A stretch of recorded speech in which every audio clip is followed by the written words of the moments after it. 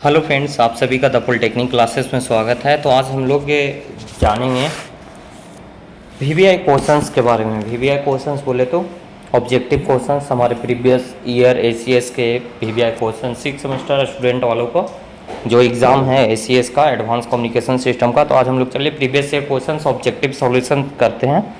तो ये देखिए 2019 ईवीएन का पेपर है, एडवांस कम्युनिकेशन, 70 मार्क्स, 28 नंबर क्या है, पास मार्क्स है। ठीक है, तो चलिए हम लोग ग्रुप ए के 20 जो ऑब्जेक्टिव क्वेश्चंस होते हैं उसका सॉल्यूशन करते हैं। और ये रहा आपका question number first. Question number first से हम लोग चलते हैं। तो देखिए फर्स्ट नंबर क्वेश्चन में ही आपका क्वेश्चन दिया हुआ है स्काई वेव प्रोपोगेशन से। कह रहा है in sky wave propagation propagated wave are reflected from. तो स्काई वेव प्रोपोगेशन को हम लोग आइनोस्फेरिक वेव प्रोपोगेशन के भी नाम से जानते हैं, क्योंकि इसमें जो सिग्नल को ट्रांसमिट किया जाता है वो आइनोस्फेयर लेयर से टकरा करके रिफ्लेक्ट हो जाता है। तो इसका ऑप्शन नंबर बी सही जवाब हो जाएगा। ऑप्शन नंबर बी क्या हो जाएगा, सही जवाब हो जाएगा। चलिए नेक्स्ट क्वेश्चन की ओर चलते हैं। नेक्स्ट क्वेश्चन हमारा है सेकंड नंबर। ये मैंने एग्ज़ाम के पहले एग्ज़ाम वाले में भी दिया था कि यहाँ पर रिसीविंग एंटीना और ट्रांसमिटिंग एंटीना दोनों का हाइट कितना है, 64 मीटर है। तो इसके बीच का डिस्टेंस निकालें, मतलब कि रेंज निकालें। इसका आंसर आया था B, option number B 57 kilometre. ठीक है, तो जो भी मैंने क्वेश्चंस दिए थे एग्ज़ाम के पहले एग्ज़ाम में वो प्रीवियस ईयर क्वेश्चंस ही थे, जैसे कि आपने देखा। चलिए एक और क्वेश्चन, क्वेश्चन नंबर 3 है। ये क्या है, तो which of the following is non linear modulation. मैंने उसमें बताया था आपको कि एफएम क्या है, नॉन लीनियर मॉड्यूलेशन है। एफएम क्या है, नॉन लीनियर मॉड्यूलेशन है। तो ये सारे जो भी एग्ज़ाम के पहले एग्ज़ाम में मैंने वीवीआई क्वेश्चंस दिए थे वो प्रीवियस ईयर से ही थे, मैं कहीं अपने मन से क्वेश्चंस उठा करके नहीं दिया था। चलिए देखिए अगला क्वेश्चन है, which of the following is example of external noise. External noise, इसके एग्जाम्पल में आपका एटमॉस्फेरिक नॉइज भी आता है और कॉस्मिक नॉइज भी आता है। तो यहाँ पे both A and B, D number option सही है, ए बी दोनों सही है। चलिए नेक्स्ट क्वेश्चन की ओर बढ़ते हैं। और नेक्स्ट क्वेश्चन है आपका, नेक्स्ट क्वेश्चन, हाँ चलिए नेक्स्ट क्वेश्चन आ गया शॉर्ट नॉइज से।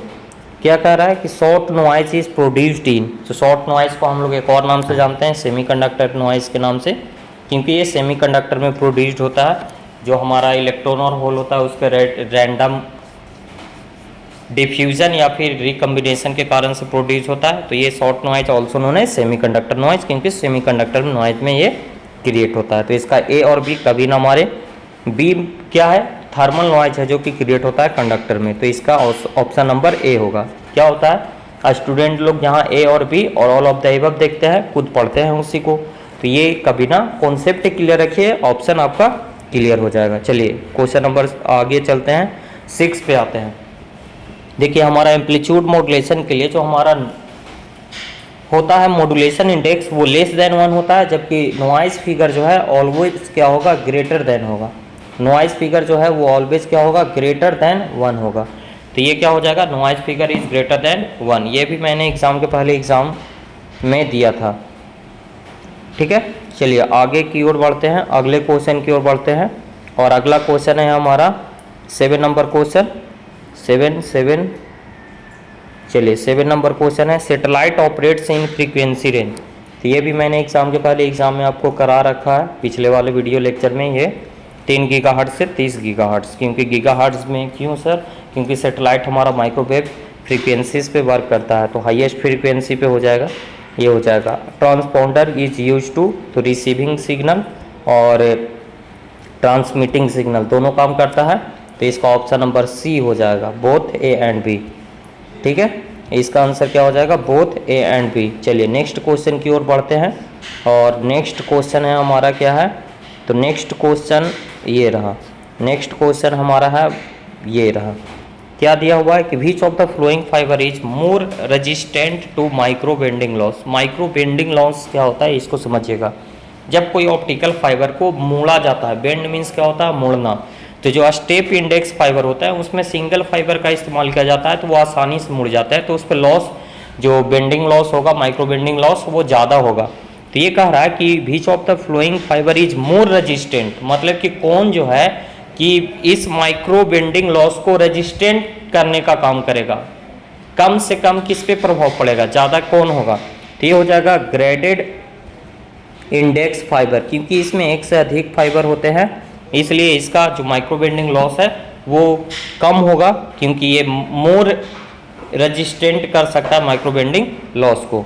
ठीक है, अगला क्वेश्चन की ओर बढ़ते हैं। अगला क्वेश्चन क्या है हमारा, तो ऑप्टिकल फाइबर का पार्ट कौन कौन सा है, तो कोर होता है, क्लैडिंग होता है, एक होता है हमारा क्या बफर, और एक होता है जैकेट। साथ साथ में ये कोटिंग है, कोटिंग भी इंटरनल मटेरियल होता है, क्या होता है कोटिंग। तो इसका option number all of the above सही है। ठीक है, कोटिंग में ध्यान में रखिएगा, ऑब्जेक्टिव क्वेश्चन में ये मिल जाता है। कोटिंग क्या होता है ना, उसके ऊपर एक लेयर कोटिंग किया होता है, इसी को हम लोग कोटिंग कहते हैं। चलिए आगे की ओर बढ़ते हैं, अगले क्वेश्चन की ओर बढ़ते हैं।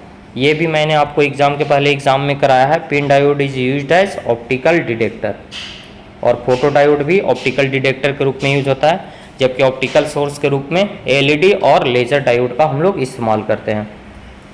चलिए फ्रीक्वेंसी ऑफ एक्स बैंड एकदम आसान है। फ्रीक्वेंसी ऑफ एक्स बैंड 8 से 12 गीगाहर्ट्ज, फर्स्ट ऑप्शन ही आपका सही है। ये सैटेलाइट और रडार फ्रीक्वेंसी में यूज किया जाता है। चलिए नेक्स्ट नंबर क्वेश्चन की ओर बढ़ते हैं, और नेक्स्ट क्वेश्चन हमारा है ये रहा। चलिए नेक्स्ट क्वेश्चन हमारा कह रहा है कि आइसोट्रोपिक एंटीना के लिए जो हमारा रेडिएशन पैटर्न होगा वो क्या होगा, पावर जो रेडिएट होगा वो क्या होगा। 13 नंबर क्वेश्चन, तो इसका ऑप्शन नंबर डी याद रखिएगा। कुछ क्वेश्चंस हैं जो कि आपको याद रखेंगे आंसर, PT/4πr² वाट पर मीटर स्क्वायर। देखिए PT/4πr² वाट पर मीटर स्क्वायर, कुछ क्वेश्चंस के आंसर आपको अब याद रखने पड़ेंगे, ये उसी में से एक है। चलिए अगले की ओर बढ़ते हैं। कह रहा है कि एमटीआई रडार में कौन कौन सा सर्किट होता है, तो इसमें देखिए बाबू फेज डिटेक्टर भी, आप लोग अगर ब्लॉक डायग्राम देखोगे एमटीआई का जो मैंने बताया, तो उसमें फेज डिटेक्टर और साथ साथ डिले लाइन भी होता है। तो इसका ऑप्शन नंबर सी हो जाएगा सही। ए एंड बी बोथ होते हैं, फेज डिटेक्टर भी और डिले लाइन भी। ठीक है, 14 नंबर का डी आंसर सही है, डी कह रहा हूँ, सी आंसर सही है। ठीक है, चलिए आगे की ओर बढ़ते हैं, अगले क्वेश्चन की ओर। अगला क्वेश्चन हमारा 15 नंबर क्वेश्चन ये रहा, probability of symbol X Y, जिसका प्रोबेबिलिटी है पी एक्स और पी वाई, दो सिंबल्स है एक्स और वाई, उन दोनों का प्रोबेबिलिटी पी एक्स और पी वाई है रिस्पेक्टिवली है। तो information content of symbol X Y, और इन दोनों का जो इन्फॉर्मेशन कंटेंट है उसको आई एक्स और आई वाई से इंडिकेट कर रहा है। तो which of the flowing inequality is correct, तो इनमें से कौन सा जो है वो सही है। तो 15 नंबर क्वेश्चन है, और ये 15 नंबर क्वेश्चन का आपका ऑप्शन नंबर सी है जो कि करेक्ट आंसर है। ये हो गया आपका ऑप्शन नंबर सी आंसर सही है। कुछ क्वेश्चंस हैं जो कि आपको ऑब्जेक्टिव है, ध्यान में रखना पड़ेगा, याद रखना पड़ेगा, तो उसको आपको याद रखना पड़ेगा, उन्हीं में से ये एक है। चलिए अगले क्वेश्चन के ऊपर, बीट पर सिंबल ये किसका है, एंट्रोपी का है। अगर बीट पर सेकेंड रहता है तो वो क्या हो जाता है, इंफॉर्मेशन कैपेसिटी का हो जाता है, चैनल कैपेसिटी का। नेक्स्ट क्वेश्चन की ओर बढ़ते हैं, और नेक्स्ट क्वेश्चन है हमारा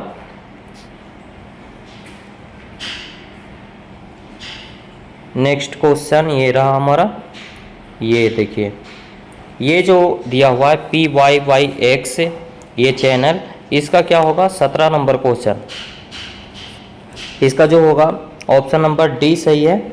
और ये क्या है, बाइनरी सिमेट्रिक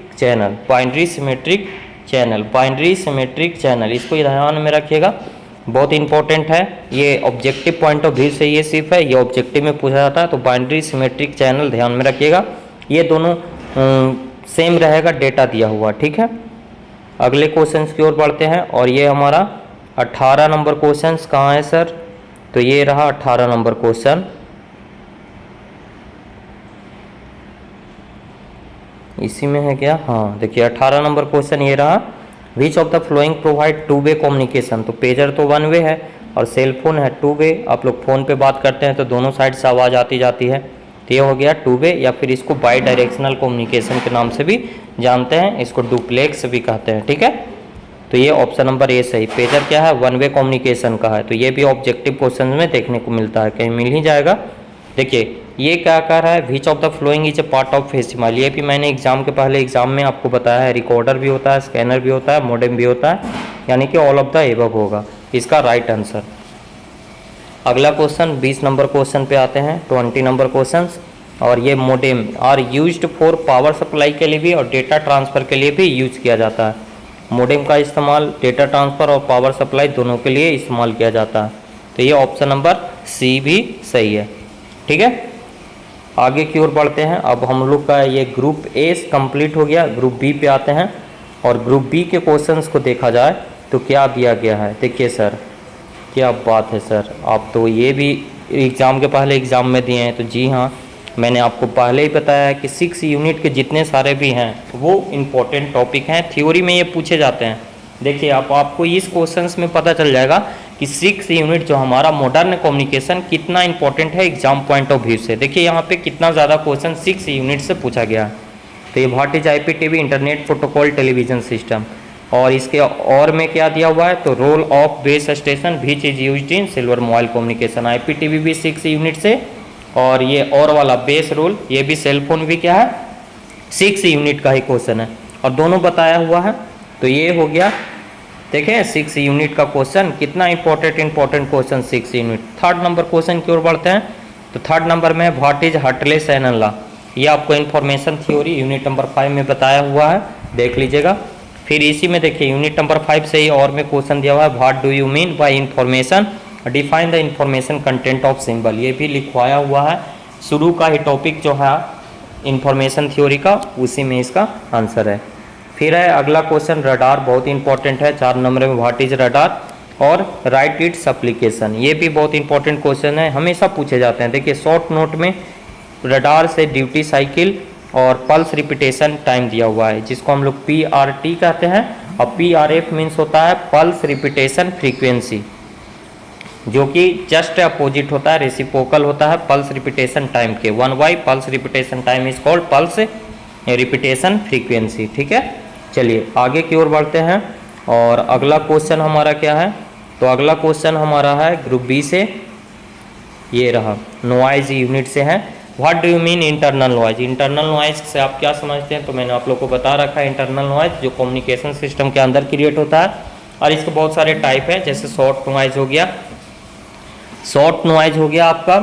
फिर उसके बाद आपका सेमीकंडक्टर नॉइज इसी को कहते हैं, थर्मल नॉइज हो गया, पार्टीशन नॉइज हो गया, फ्लिकर नॉइज हो गया, हाई फ्रीक्वेंसी नॉइज हो गया। ये सारे पॉइंट्स आप उसमें लिखेंगे। नॉइज फिगर क्या है, तो आप लोग को बताए हैं, signal to noise ratio input y या to the signal to noise ratio output is called noise figure. इसको हम लोग dB में रिप्रेजेंट करते हैं, और अलग अलग फार्मूलाज हैं जो कि यहाँ पे लिखे जा सकते हैं। जो भी आपको फार्मूला आपको बताए हैं कैस्केडेड एम्पलीफायर के लिए नॉइज फिगर कैलकुलेट करने के लिए, वो सब यहाँ पे आप लिख सकते हैं। फिर कह रहा है एक्सप्लेन E और D लेयर, जो हमारा आइनोस्फीयर लेयर है उसका 3 पार्ट D, E, F, और F का भी F1, F2, तो इनके बीच के लेयर के बारे में लिखने के लिए आ जाता है, ये भी इंपॉर्टेंट है। तो ये आपको E लेयर और D लेयर के बीच में आपको लिखना है, तो ये भी इंपॉर्टेंट है। देखिए स्पेस वेव प्रोपगेशन और राइट इट्स एप्लीकेशन बहुत ही इंपॉर्टेंट है। दोनों क्या है, वेव प्रोपगेशन से यूनिट नंबर 1 में ही आपको पढ़ना है, और बहुत इंपॉर्टेंट है यूनिट नंबर 1 जो प्रीवियस से सेमेस्टर में आप लोग पढ़े हैं। क्या दिया हुआ है, देखिए आ गया ना कंपैरिजन, मैंने बताया था आपको कि पूछा जाता है एम्पलीट्यूड के बीच में और फ्रीक्वेंसी और फेज के बीच में। तो देखिए एम्पलीट्यूड और फ्रीक्वेंसी और फेज मॉड्यूलेशन के बीच में कंपैरिजन पूछा गया है, जो कि आपको करवाया हुआ है। कह रहा है कि what discuss the various factor that affecting satellite, satellite communication में कौन कौन से फैक्टर हैं जो कि इफेक्ट डालते हैं सैटेलाइट कम्युनिकेशन में। तो बाबू सैटेलाइट और अर्थ के बीच का डिस्टेंस ये फैक्टर है सैटेलाइट कम्युनिकेशन में, क्योंकि देखते हैं अलग अलग डिस्टेंस के कारण से अलग अलग सैटेलाइट हम लोग इस्तेमाल करते हैं। फिर है आपका ऑर्बिट, कौन सा ऑर्बिट हम लोग सेलेक्ट किए हुए हैं वो इस पे इफेक्ट डालेगा। फिर हमारा जो इन्वायरमेंटल में जो प्रोसेस हो रहा है, जो हमारा इन्वायरमेंट में रेन वगैरह ये सब होता है, इसके कारण से एटूनेशन होता है सिग्नल में, तो ये इफेक्ट डालता है। तो ये सारे फैक्टर हैं जो कि सैटेलाइट कम्युनिकेशन को इफेक्ट डालते हैं। तो ये भी आपका क्वेश्चन से इंपॉर्टेंट है सैटेलाइट कम्युनिकेशन से, इसको भी आप कंप्लीट कर लीजिएगा। एडवांटेज देखिए 4 नंबर में फाइबर ऑप्टिकल का, या ऑप्टिकल फाइबर जिसको कहते हैं हम लोग। फिर एक और ऑप्टिकल फाइबर से क्वेश्चन, कि explain the pin diode used as optical detector, ये ऑब्जेक्टिव में भी दिया हुआ था। तो देख रहा है कितने सारे क्वेश्चन जो भी मैंने आप लोग को वीवीआई बताए हैं वही सारे क्वेश्चन है जो कि आपको प्रीवियस ईयर में पूछे गए हैं, और ये करके कंप्लीट करके जाना बहुत ज़रूरी है। कह रहा है एक्सप्लेन द सैटेलाइट ऑर्बिट, ये भी मैंने आप लोग को बताया, इंक्लाइंड ऑर्बिट, पोलर ऑर्बिट और जियो स्टेशनरी ऑर्बिट, सैटेलाइट ऑर्बिट। इसी के और में देखिए दिया हुआ है ब्लॉक डायग्राम बना करके और रडार के एलिमेंट के बारे में लिखना है, जो कि भी बताया हुआ क्वेश्चन है कि क्या कर रहा है रडार से। फिर एक और क्वेश्चन रडार रेंज हमेशा पूछा जाता है बाबू, इसको ध्यान में रखिएगा। एप्लीकेशन ऑफ फैक्स मशीन देख रहे हैं 6 यूनिट का कितना ज़्यादा क्वेश्चन पूछा हुआ, आईपीटीबी पूछा है, रोल ऑफ बेस स्टेशन पूछा, फिर यहाँ पे फैक्स भी पूछ दिया। अभी और भी देखो आगे मिल जाएगा हमको 6 यूनिट से, देखो 6 यूनिट से फिर और मिल गया सर, क्या बात है सर, 6 यूनिट तो एकदम भरा पड़ा है sir. Explain the silver phone operation, वही सिल्वर फोन का ब्लॉक डायग्राम बना करके उसके प्रोसेस को आपको बताना है। इतना ज़्यादा क्वेश्चन पूछता है सर 6 यूनिट से, तो जी हाँ देखिए फिर 6 यूनिट से आ गया 3G VOD पेजर, तीनों के बारे में। तो देख रहे हैं 6 यूनिट पूरा A to Z टॉपिक इसमें पूछ दिया। अब ये सिर्फ 2020 में ही नहीं पूछा है, चलिए हम लोग आगे बढ़ते हैं। ये तो 2019 का पेपर था, 2020 का पेपर देखते हैं, उसमें भी आपको पूरा का पूरा क्वेश्चन आपको मिल जाएगा इससे। चलिए आगे की ओर बढ़ते हैं और 2020 के क्वेश्चंस की ओर आते हैं। ये 2020 का क्वेश्चन है बाबू, इवेन ACS 6 सेमेस्टर 70 मार्क्स का होता है, 28 नंबर 20 नंबर के ऑब्जेक्टिव क्वेश्चंस आते हैं। तो चलिए ऑब्जेक्टिव क्वेश्चंस को हम लोग देखते हैं कि ऑब्जेक्टिव क्वेश्चंस क्या क्या पूछा हुआ है। तो ये रहा हमारा फर्स्ट क्वेश्चन, ऑब्जेक्टिव क्वेश्चन क्या है कि which of the following is most widely used a streaming video file format, जो हमारा वीडियो फाइल फॉर्मेट होता है उसमें कौन मोस्ट वाइडली यूज हो रहा है। तो ऑप्शन नंबर सी H264, ठीक है इसका सही जवाब, इसको याद कर लेना है, इसमें ज़्यादा दिमाग लगाने की आवश्यकता नहीं है। आगे की ओर बढ़ते हैं, अगला क्वेश्चन है what is pager in the paging system. Pager क्या है, तो पेजर एक रिसीवर का पार्ट है बाबू, ट्रांसमीटर का नहीं है, ट्रांस रिसीवर का नहीं है, बोथ होगा नहीं कभी, इसका ऑप्शन नंबर डी सही है। बोथ जहाँ दिखता है स्टूडेंट लोग जाते हैं बोथ पे, तो उस पे नहीं जाए, अपना कॉन्सेप्ट क्लियर रखें और सही ऑब्जेक्टिव करके आए। चलिए ऑप्शन नंबर 3 पे चलते हैं। 3 नंबर क्या है, तो कह रहा है कि ये wifi enable device can be, तो ये मैंने एग्जाम के पहले एग्जाम में दिया था। पीसी को आप इनेबल कर सकते हैं, पीसी मीन्स पर्सनल कंप्यूटर, और मोबाइल फ़ोन को भी वाईफाई से कनेक्ट कर सकते हैं। तो ये ऑप्शन नंबर सी इसका सही जवाब हो जाएगा, ऑप्शन नंबर सी इसका सही जवाब हो जाएगा। क्वेश्चन नंबर 4 पे चलते हैं। 4 में क्या है, which of the flowing thickest layer of ionosphere, ionosphere का सबसे मोटा लेयर, ये भी मैंने दिया था एग्जाम के पहले एग्जाम में, इसका सॉल्यूशन में भी मैंने बताया, F2 का फुल डिटेल में आपको बताया कम कि क्यों होता है। चलिए आगे की ओर बढ़ते हैं, नेक्स्ट क्वेश्चन की ओर। नेक्स्ट क्वेश्चन हमारा क्या है, तो ये रहा नेक्स्ट क्वेश्चन, और ये क्वेश्चन है आइनोस्फेयर लेयर का अच्छा बैंडविड्थ। ये भी क्वेश्चन मैंने एग्जाम के पहले एग्जाम में दिया था, और इसका आंसर क्या हो जाएगा, तो इसका आंसर हो जाएगा both, A and B both हो जाएगा। क्यों, क्योंकि 2FM ये भी आएगा, इसको भी आप कैलकुलेट करोगे तो माइनस माइनस प्लस FM हो जाएगा, और FC माइनस में हो जाएगा, FC से FC कैंसिल हो जाएगा, तो बाकी FM 2FM हो जाएगा। तो 2FM A और B दोनों सही है। ये बैंडविड्थ होता है किसका, एम्पलीट्यूड मॉड्यूलेशन का 10 किलोहर्ट्ज, ठीक है याद रखिएगा। Armstrong method, Armstrong method indirect FM generation का मेथड है, इनडायरेक्ट FM जनरेशन का मेथड है, तो ये भी इंपॉर्टेंट है, ये ऑब्जेक्टिव बार बार पूछा गया है, ये भी मैंने पूछा था आपको एग्जाम के पहले एग्जाम में। चलिए आगे की ओर बढ़ते हैं। कह रहा है कि द म्यूचुअल इन्फॉर्मेशन, ये भी एग्जाम के पहले एग्जाम में, ये सिमेट्रिक भी होता है और ये ऑलवेज नॉन नेगेटिव होगा, तो इसका ऑप्शन नंबर सी सही है, 7 का सी ऑप्शन नंबर सही है। चलिए नेक्स्ट क्वेश्चन की ओर बढ़ते हैं, ज़्यादा टाइम नहीं लगाएंगे क्योंकि ये सब क्वेश्चन मैंने डिटेल से बता रखा है। 7 नंबर में जो क्वेश्चन है इसका सही जवाब क्या हो जाएगा सर, तो 7 नंबर का ऑप्शन नंबर सी सही है, इसमें ज़्यादा कुछ नहीं अपने को ध्यान में रखना है, सी सही है। जस्ट इसके अपोजिट है बाबू, देखो HY-H है, जस्ट इसके अपोजिट हो जाएगा, आगे Y/X है, अब XY/Y हो जाएगा, तो ये ऑप्शन नंबर सी सही आंसर है, ठीक है। आगे की ओर बढ़ते हैं अगले क्वेश्चन की ओर। अगला क्वेश्चन हमारा क्या है सर, तो अगला क्वेश्चन ये रहा आपके स्क्रीन पे। चलिए अगला क्वेश्चन ये रहा, चैनल कह रहा है, चैनल कैपेसिटी जो कम्युनिकेशन है सिस्टम है वो किस किस पे डिपेंड करता है, तो बैंडविड्थ और एसेंट रेशियो दोनों पे डिपेंड करता है। क्यों, चैनल कैपेसिटी का फॉर्मूला होता है B log base 10 into 1 plus S N ratio. तो ये दोनों पे डिपेंड करता है, बैंडविड्थ पे भी डिपेंड करेगा और एस एन रेशियो पे भी डिपेंड करेगा। चलिए आगे की ओर बढ़ते हैं। Man made noise is usually from, man made noise usually from क्या होगा? तो ये मैन मेड नॉइज जो है वो किसके लिए ज़्यादा प्रीफेयर होता है, स्काई वेव के लिए या स्पेस वेव के लिए? तो ये आप ध्यान दीजिएगा, स्काई वेव और स्पेस वेव इन दोनों में कौन सा जो है मैन मेड नॉइज यूजुअली होता है? तो इसको आप लोग देखिएगा, इसका आंसर क्या आता है ये आप लोग के ऊपर मैं छोड़ता हूँ। कमेंट करके बताइएगा, जिन्हें पता होगा वो कमेंट करके बताइएगा, क्योंकि ये थोड़ा सा डाउटफुल है। ठीक है, आगे की ओर बढ़ते हैं। अगला क्वेश्चन हमारा क्या है? तो अगला क्वेश्चन है हमारा नॉइज फिगर से। अभी अभी हम लोग देख रहे थे नॉइज से। कह रहा है कि noise due to random behaviour of charge carrier is, तो अभी अभी बताया मैंने सेमीकंडक्टर नॉइज में रैंडम वेरिएबल होता है चार्ज कैरियर के, तो उसको हम लोग शॉर्ट नॉइज कहते हैं और इसी को हम लोग सेमीकंडक्टर नॉइज के नाम से भी जानते हैं। ठीक है, अगला क्वेश्चन हमारा क्या है? तो अगला क्वेश्चन ये रहा हमारा स्क्रीन पे। ये क्या सर क्वेश्चन गायब हो गया? अच्छा 11 नंबर हो गया। अगले पेज पे चलते हैं, अगले पेज पे चलते हैं सर। अगला पेज किधर है? आ जाओ, ये देखिए। कह रहा है कि noise equivalent temperature of two stage cascaded network, two stage cascaded network के लिए हमारा नॉइज टेम्परेचर क्या होता है? तो ये फार्मूला मैंने आपको बाबू लिखवाया है, T equivalent plus T equivalent 2/G1। तो ये फार्मूला आपको मैंने लिखवाया और ये ऑप्शन नंबर डी सही होगा। ठीक है, तो ये ऑप्शन नंबर डी इसका सही जवाब है। फिर है पावर डेंसिटी।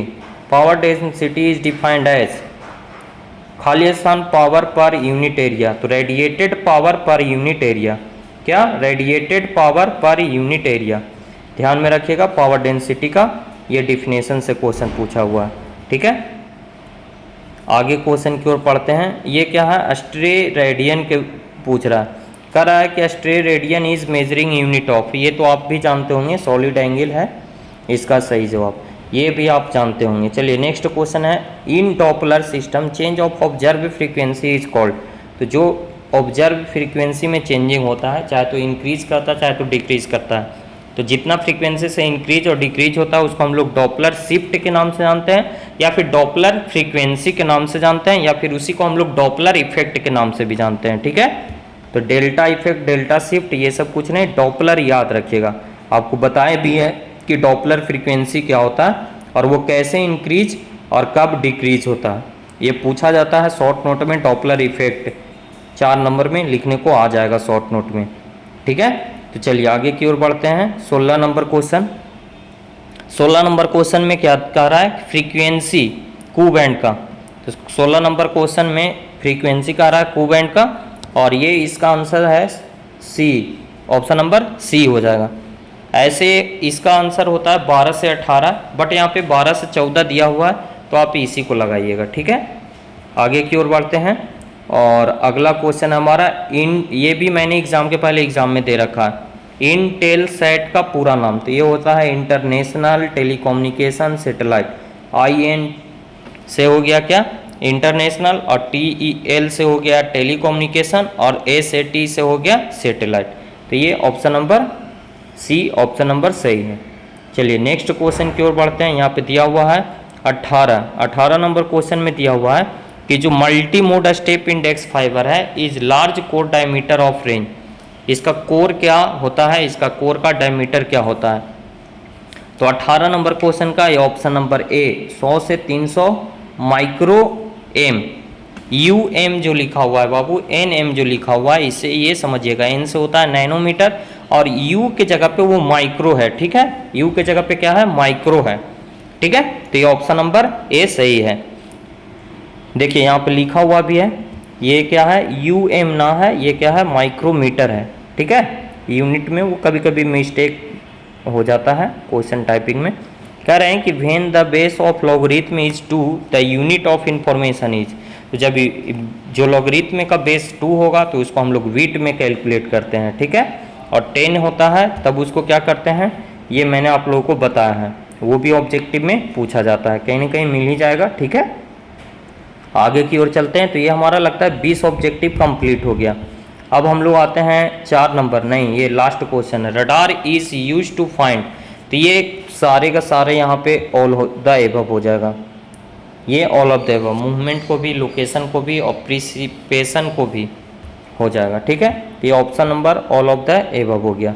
अगला क्वेश्चन की ओर बढ़ते हैं। अगला क्वेश्चन हमारा ग्रुप बी से आएगा। ग्रुप बी से क्या दिया हुआ है सर, देखें, देखिए ये question sir, optical source optical detector तो छोड़ ही नहीं रहा है सर, तो ये ब्लॉक डायग्राम बना करके आप लोगों को समझाया हुआ है और उसके बारे में, इसको ब्लॉक डायग्राम के बारे में लिख दीजिएगा, ऑप्टिकल फाइबर कैसे काम करता है और वहाँ पे डिटेक्टर और जो हमारा ऑप्टिकल सोर्स है उसमें कौन कौन डायोड यूज होता है वो आपको लिख देना है एक्सप्लेन करके, ठीक है। ये क्वेश्चन आपको ऑब्जेक्टिव में मैंने दिया था। यहाँ पे देखिए ये 4 नंबर में न्यूमेरिकल में क्वेश्चन पूछ लिया गया है।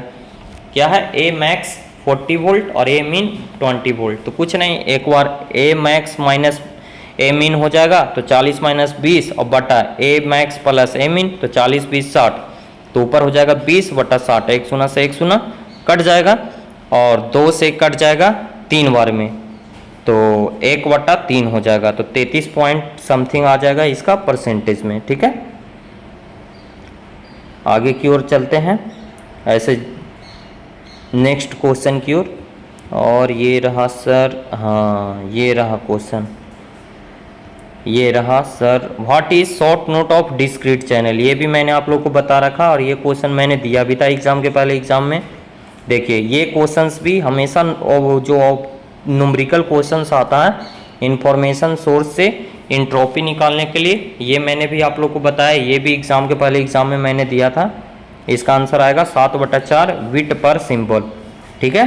इसके बाद यहाँ पे दिया हुआ है right the short note of maximum visible frequency और वर्चुअल हाइट, तो वर्चुअल हाइट मैंने लिंक जो शेयर किया उसमें बताया हुआ, आप देखना चाहो तो देख सकते हो, और मैक्सिमम विजिबल फ्रीक्वेंसी तो मैंने बताया ही बताया है, वही FC इंटू सेक थीटा। इस पर एक न्यूमेरिकल क्वेश्चंस भी आता है तो वो भी आप फार्मूला बेस्ड है। रडार सिस्टम, इसका रेंज दिया हुआ है 100 किलोमीटर और PRF और PRI निकालने के लिए बोल रहा, तो ये भी आपको ग्रुप में शेयर किया गया है आंसर इसका सॉल्यूशन का, तो वहाँ से आप वो कर लीजिएगा। फिर कह रहा है शॉर्ट नोट लिखने के लिए एक्सटर्नल नॉइज़ के बारे में, तो वही एटमॉस्फेरिक नॉइज़ और जो है हमारा एक्स्ट्रा टेरेस्ट्रियल नॉइज़ और मैनमेड नॉइज़, इसके बारे में थोड़ा थोड़ा लिख लेना। और बाकी तो आप लोग जानते हैं कि जो कम्युनिकेशन सिस्टम के बाहर नॉइज़ प्रोड्यूस होता है उसको हम लोग एक्सटर्नल नॉइज़ के नाम से जानते हैं। बहुत इजी क्वेश्चंस आते हैं, थ्योरी के साथ साथ न्यूमेरिकल क्वेश्चंस भी पूछे जा रहे हैं। तो जो लोग कह रहे थे कि सर न्यूमेरिकल आता है या नहीं आता, वो देख लीजिए, देख रहे हैं ना, ये क्या है, न्यूमेरिकल है, और ये न्यूमेरिकल भी मैंने आप लोग को दिया था एग्जाम के पहले एग्जाम वाले सेशन में। तो ये क्वेश्चंस एकदम प्योर हैं कि आते हैं। आपको जो वीडियो लिंक का दिया गया है पूरा जो यूनिट वाइज सारा है, तो उसमें ये क्वेश्चंस का सॉल्यूशन भी कराया हुआ है, नॉइज से रिलेटेड न्यूमेरिकल सोल्व कराया हुआ है, तो आप वहाँ से देख सकते हैं।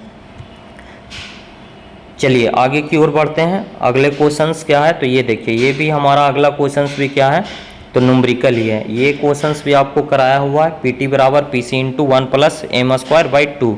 इसी के हेल्प से यहाँ पे PT टोटल पावर निकालना है। अच्छा, यहाँ पे टोटल पावर, टोटल साइडबैंड का कह रहा है, तो ये साइडबैंड पावर कैलकुलेट करने के लिए कह रहा है, total power in both sideband, तो PS निकालने के लिए कह रहा है। तो यहाँ पे फार्मूला लग जाएगा आपका A1/2 into m² into PC, और इसके हेल्प से इसको बना दीजिएगा, ठीक है।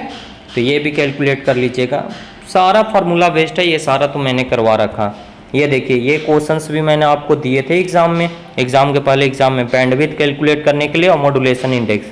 तो मॉड्यूलेशन इंडेक्स कैलकुलेट करने के लिए फार्मूला होता है डेल F/FM, FM सिग्नल में डेल F/FM। तो ये 5000 है और ये 250 है, तो ये कट कुट के आ जाएगा 20, तो इसका मॉड्यूलेशन इंडेक्स हो जाएगा 20 और बैंडविड्थ हो जाएगा 2 into del F plus FS, तो उससे कैलकुलेट कर लीजिएगा। और आगे की ओर बढ़ते हैं अगले क्वेश्चंस की ओर। तो ये रहा हमारा अगला क्वेश्चंस, और ये रहा अगला क्वेश्चंस ग्रुप सी का पहला क्वेश्चन ही देखिए, ग्राउंड वेव प्रोपगेशन का स्केच बनाना है और उसको एक्सप्लेन करना है। तो इसको आप कर सकते हैं, ये यूनिट नंबर 1 में और ये 5th सेमेस्टर में भी आप लोग पढ़े हैं, ठीक है। तो इसको बना दीजिएगा। अब देखिए, right the 4 difference between a step index fibre और ग्रेडेड इंडेक्स फाइबर, ये भी मैंने आप लोग को बताया है, तो ये आप लोग कर लीजिएगा। अब देखिए, ऑप्टिकल फाइबर बाबू पीछा नहीं छोड़ रहा है, देख रहा है ना ऑप्टिकल फाइबर से कितना ज़्यादा क्वेश्चन पूछा हुआ है। इसका सुटेबल डायग्राम बनाना है, वही वाला फिगर कोर क्लैडिंग और बफर और जैकेट वाला बना करके और सारे के बारे में डिटेल में थोड़ा सा एक्सप्लेन कर देना है। ये भी मैंने एग्जाम के पहले एग्जाम में आप लोग को दिया था। फिर देखिए आगे देखिए, एक क्वेश्चन आपको यहाँ से दिया हुआ है शॉर्ट नोट लिखने के लिए जियो स्टेशनरी ऑर्बिट के बारे में। ऑर्बिट भी नहीं आपको पीछा छोड़ रहा और टोटल इंटरनल रिफ्लेक्शन के बारे में TIR के बारे में। तो ये मैंने आप लोग को नहीं बताया है, अगर आज आप लोग को ग्रुप में मैं इसका नोट्स शेयर कर दूंगा, ठीक है। टोटल इंटरनल रिफ्लेक्शन शायद आप लोग को PDF जो दिया गया है उसमें इसका नोट्स भी होगा। ऐसे आप लोगों ने इसको 10th क्लास में पढ़ा होगा, पूर्ण आंतरिक प्रवर्तन के बारे में, तो वही यहाँ पे लिख देना है। फिर यहाँ पे कह रहा है कि draw the block diagram of radar. Radar का ब्लॉक डायग्राम वही जो बेसिक्स आपको बताए हैं, डुप्लेक्सर, ट्रांसमिटिंग और रिसीवर और फिर आपका एंटीना और डिस्प्ले, इसी को लिख करके इसको एक्सप्लेन कर देना है। कितना इजी क्वेश्चंस आपको पूछा गया, सारा कुछ बताया हुआ है। एक क्वेश्चंस भी जो छूट जाए, थ्योरी के साथ साथ न्यूमेरिकल सारा कुछ करवाया हो, बस आप रिवीजन करते रहो। आपको लग रहा होगा कि अब मैं क्या पढ़ूँ, सारा कुछ तो पढ़ लिया, लेकिन फिर भी आप उसी को रिवीजन करते रहो। Explain the working of basic component of satellite communication. तो ये सैटेलाइट कम्युनिकेशन में आपको बताया गया है, सैटेलाइट कम्युनिकेशन के एलिमेंट बना करके सैटेलाइट क्या हो रहा था, स्पेस वाला सेगमेंट हो रहा था, और उसके बाद अर्थ स्टेशन, जो आपको बेसिक ब्लॉक डायग्राम बना करके बताया गया है, उसी के द्वारा इसको एक्सप्लेन भी कर देना है। चलिए आगे है फीचर्स ऑफ फैक्स मशीन। तो फैक्स मशीन के फीचर्स के बारे में बताया गया, एप्लीकेशंस के बारे में बताया गया है। तो आप इसका ब्लॉक डायग्राम के सहित इसका फीचर्स वगैरह ये सब बता देंगे, और एप्लीकेशन भी लिखना चाहे तो लिख सकते हैं, 6 नंबर में ये पूछा हुआ। MTI रडार का ब्लॉक डायग्राम के साथ, ये भी मैंने एग्जाम के पहले एग्जाम में दिया था। तो क्वेश्चन से यही बनते हैं बाबू जो आपको दिया गया था। देखिए सिल्वर मोबाइल कम्युनिकेशन से देखिए आ गया फिर से क्वेश्चन, फैक्स भी आपका सिल्वर मोबाइल कम्युनिकेशन से था, और फिर से देखिए क्वेश्चन आ गया। Explain the concept of cell frequency reused in content of modern communication system. Cell concept के बारे में बताइए, और जो फ्रीक्वेंसी रीयूज करते हैं एडजेसेंट सेल में, उसके बारे में, जो एडवांटेज ऑफ क्या है फ्रीक्वेंसी सिल्वर मोबाइल कम्युनिकेशन का, उसको लिखना है। तो मतलब 6 यूनिट से थ्योरी पूछ ले जाते हैं। सिल्वर मोबाइल कम्युनिकेशन सिस्टम, इसको एक्सप्लेन करने के लिए दिया।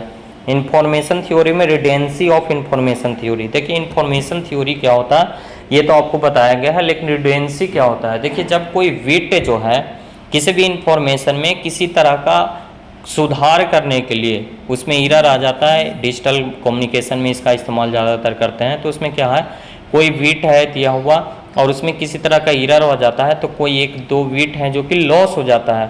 तो जब कोई जो ओरिजिनल बिट है उसमें से कोई बिट को हटाते हैं या फिर उसको सुधार करने के लिए कोई बिट उसमें ऐड करते हैं, तो इसी प्रोसेस को रिडेंसी कहते हैं, ठीक है। तो इसका हम लोग इस्तेमाल इंफॉर्मेशन थ्योरी में करते हैं। चलिए नेक्स्ट क्वेश्चन की ओर चलते हैं। तो ये देखिए नेक्स्ट क्वेश्चन में आपका आ गया क्या, अगले ईयर का पेपर आ गया 2021 का। तो चलिए आज का वीडियो में इतना ही। नेक्स्ट वीडियो में हम लोग 2021 के 2 पेपर है हमारे पास, एक है रेगुलर वाला और एक है जो लेटरल एंट्री का एग्जाम हुआ था उसका। तो उन दोनों के ऑब्जेक्टिव का सॉल्यूशन करेंगे और साथ साथ उसके सब्जेक्टिव के बारे में भी जानेंगे। तो चलिए मिलते हैं नेक्स्ट वीडियो में नेक्स्ट अपडेट के साथ। तो बने रहिए द पॉलिटेक्निक क्लासेस के साथ।